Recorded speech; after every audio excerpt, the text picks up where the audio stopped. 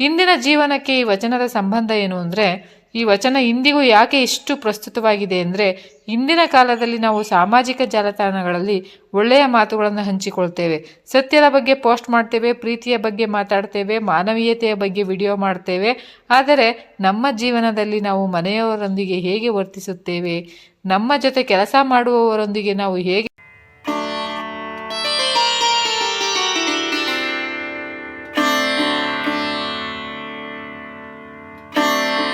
ಜ್ಞಾನವನ್ನು ಹೆಚ್ಚಿಸಿಕೊಳ್ಳಲು ಪೂರ್ತಿ ವಿಡಿಯೋ ನೋಡಿ.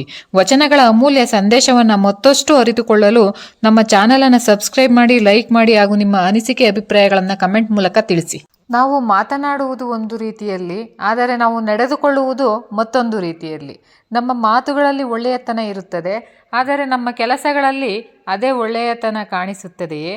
ನಾವು ಇತರರಿಗೆ ಸತ್ಯದ ಬಗ್ಗೆ ಹೇಳ್ತೇವೆ, ಆದರೆ ನಮ್ಮ ಜೀವನದಲ್ಲಿ ನಾವು ಸತ್ಯವನ್ನು ಪಾಲಿಸುತ್ತೇವೆಯೇ?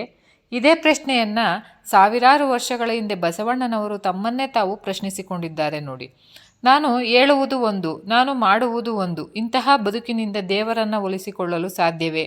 ಈ ಅದ್ಭುತವಾದ ಪರಿಶೀಲನೆಯ ಸಂದೇಶವನ್ನು ನೀಡುವ ಬಸವಣ್ಣನವರ ವಚನವನ್ನು ಇಂದು ನಾವು ಸರಳವಾಗಿ ಅರ್ಥ ಮಾಡಿಕೊಳ್ಳೋಣ.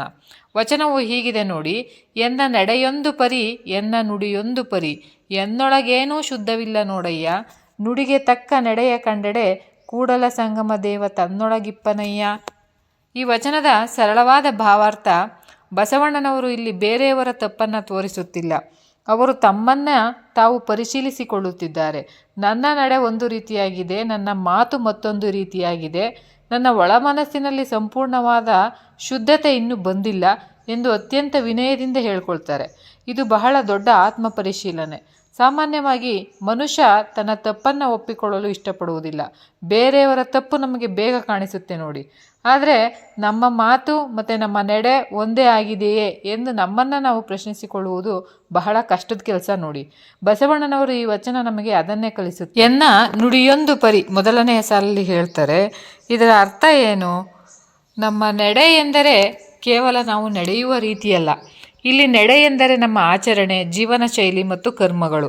ನಾವು ಹೇಗೆ ಬದುಕುತ್ತೇವೆ, ನಾವು ಇತರರೊಂದಿಗೆ ಹೇಗೆ ವರ್ತಿಸುತ್ತೇವೆ, ಯಾರೂ ನೋಡದ ಸಮಯದಲ್ಲಿ ನಾವು ಹೇಗೆ ನಡೆದುಕೊಳ್ತೇವೆ, ಇವೆಲ್ಲವೂ ಕೂಡ ನಮ್ಮ ನಡೆ. ಒಂದು ಉದಾಹರಣೆ ಹೇಳ್ಬೇಕಂದ್ರೆ, ಒಬ್ಬ ವ್ಯಕ್ತಿ ಎಲ್ಲರ ಮುಂದೆ ಯಾರಿಗೂ ಕೆಟ್ಟದ್ದು ಮಾಡಬಾರದು ಎಂದು ಹೇಳ್ತಾನೆ, ಆದರೆ ಅವನು ಯಾರೂ ಇಲ್ಲದ ಸಮಯದಲ್ಲಿ ಇನ್ನೊಬ್ಬರಿಗೆ ಮೋಸ ಮಾಡ್ತಾನೆ.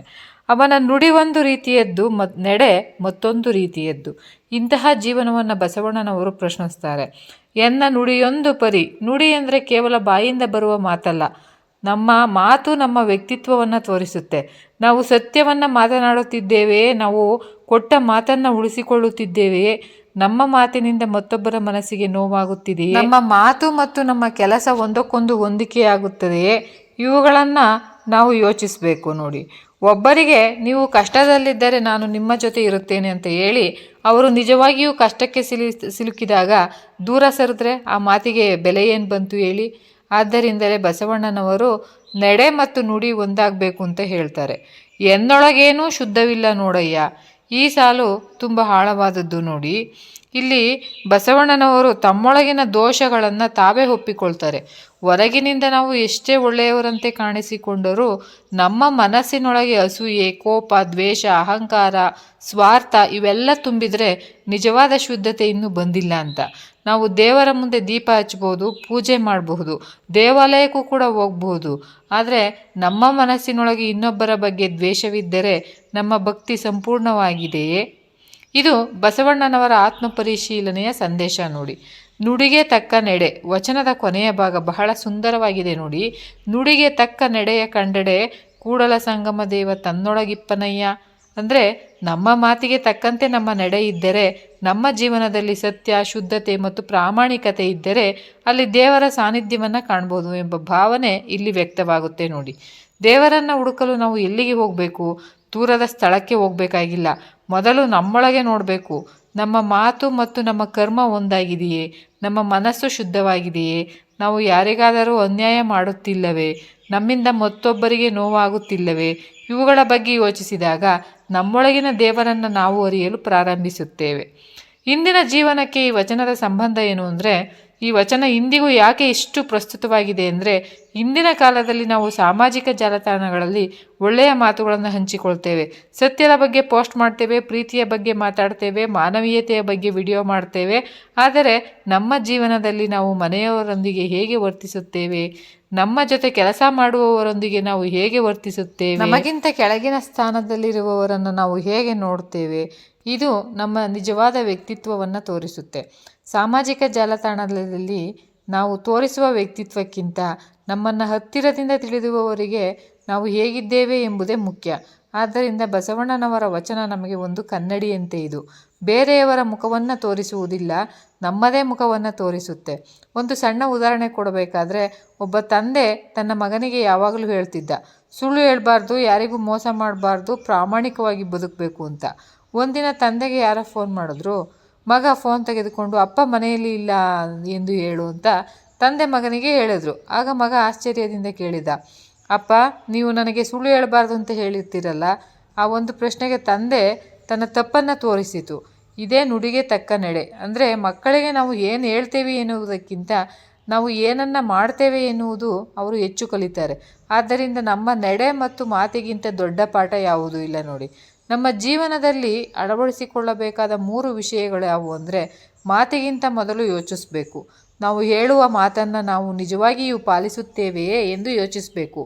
ಎರಡನೆಯದು, ನಮ್ಮ ತಪ್ಪನ್ನು ಒಪ್ಪಿಕೊಳ್ಬೇಕು. ತಪ್ಪು ಮಾಡುವುದು ದೊಡ್ಡ ಅಪರಾಧವಲ್ಲ. ತಪ್ಪನ್ನು ಒಪ್ಪಿಕೊಳ್ಳದೆ ಅದನ್ನು ಮುಂದುವರಿಸುವುದು ಐತಲ್ಲ, ಅದು ದೊಡ್ಡ ಸಮಸ್ಯೆಯನ್ನು ತಂದೊಡ್ಬಿಡುತ್ತೆ. ಮೂರನೆಯದು, ನಡೆ ಮತ್ತು ನುಡಿಯನ್ನು ಒಂದಾಗಿಸೋಣ. ಅಂದರೆ ನಾವು ಸತ್ಯದ ಬಗ್ಗೆ ಮಾತನಾಡುತ್ತಿದ್ದರೆ ಸತ್ಯವಾಗಿ ಬದುಕೋಣ, ಪ್ರೀತಿಯ ಬಗ್ಗೆ ಮಾತನಾಡುತ್ತಿದ್ದರೆ ಪ್ರೀತಿಯಿಂದ ವರ್ತಿಸೋಣ, ದಯೆಯ ಬಗ್ಗೆ ಮಾತನಾಡುತ್ತಿದ್ದರೆ ದಯೆಯಿಂದ ನಡೆದುಕೊಳ್ಳೋಣ. ಇದೇ ಈ ವಚನದ ಮುಖ್ಯ ಸಂದೇಶ. ಬಸವಣ್ಣನವರು ಈ ವಚನವನ್ನು ಕೇಳಿದ ನಂತರ ನಾವು ಬೇರೆಯವರನ್ನು ಪರೀಕ್ಷಿಸುವ ಬದಲು ಒಮ್ಮೆ ನಮ್ಮನ್ನು ನಾವೇ ಪರೀಕ್ಷಿಸಿಕೊಳ್ಳೋಣ. ನನ್ನ ಮಾತು ಮತ್ತು ನನ್ನ ನಡೆ ಒಂದೇ ಆಗಿದೆಯೇ? ನಾನು ಹೇಳುವುದನ್ನು ನಾನು ಮಾಡುತ್ತಿದ್ದೇನೆಯೇ? ನನ್ನ ಮನಸ್ಸಿನಲ್ಲಿ ಕಪಟವಿದೆಯೇ? ನನ್ನಿಂದ ಯಾರಿಗಾದರೂ ನೋವಾಗುತ್ತಿದೆಯೇ ಎಂದು ನಮ್ಮನ್ನೇ ನಾವು ಕೇಳಿಕೊಳ್ಳೋಣ. ಒಳ್ಳೆಯ ಮಾತು ಮಾತಾಡುವುದು ಸುಲಭ, ಆದರೆ ಆ ಮಾತಿನಂತೆ ಬದುಕುವುದು ಕಷ್ಟ. ಆದರೆ ಆ ಕಷ್ಟದ ದಾರಿಯಲ್ಲಿಯೇ ನಿಜವಾದ ಶುದ್ಧತೆ ಇದೆ. ನಮ್ಮ ನಡೆ ಮತ್ತು ನುಡಿ ಒಂದಾದಾಗ ನಮ್ಮ ಜೀವನವೇ ಒಂದು ವಚನವಾಗುತ್ತೆ ನೋಡಿ. ಬಸವಣ್ಣನವರ ಈ ಅಮೂಲ್ಯವಾದ ವಚನದ ಸಂದೇಶವನ್ನು ನಮ್ಮ ಜೀವನದಲ್ಲೂ ಕೂಡ ಅಳವಡಿಸಿಕೊಳ್ಳೋಣ. ನಡೆ ನುಡಿ ಒಂದಾಗಲಿ, ಮನಸ್ಸು ಶುದ್ಧವಾಗಲಿ, ಜೀವನ ಸಾರ್ಥಕವಾಗಲಿ. ಕೂಡಲ ಸಂಗಮ ದೇವರ ಕೃಪೆ ಎಲ್ಲರ ಮೇಲಿರಲಿ. ಈ ವಚನದ ಅರ್ಥ ನಿಮಗೆ ಇಷ್ಟ ಆಗಿದರೆ ಈ ವಿಡಿಯೋವನ್ನು ಲೈಕ್ ಮಾಡಿ, ನಿಮ್ಮವರೊಂದಿಗೆ ಶೇರ್ ಮಾಡಿ ಮತ್ತು ಇಂತಹ ವಚನಗಳ ಭಾವಾರ್ಥಕ್ಕಾಗಿ ನಮ್ಮ ಚಾನಲನ್ನು ಸಬ್ಸ್ಕ್ರೈಬ್ ಮಾಡಿ. ಎಲ್ಲರಿಗೂ ಕೂಡ ಶರಣಾರ್ಥಿಗಳು.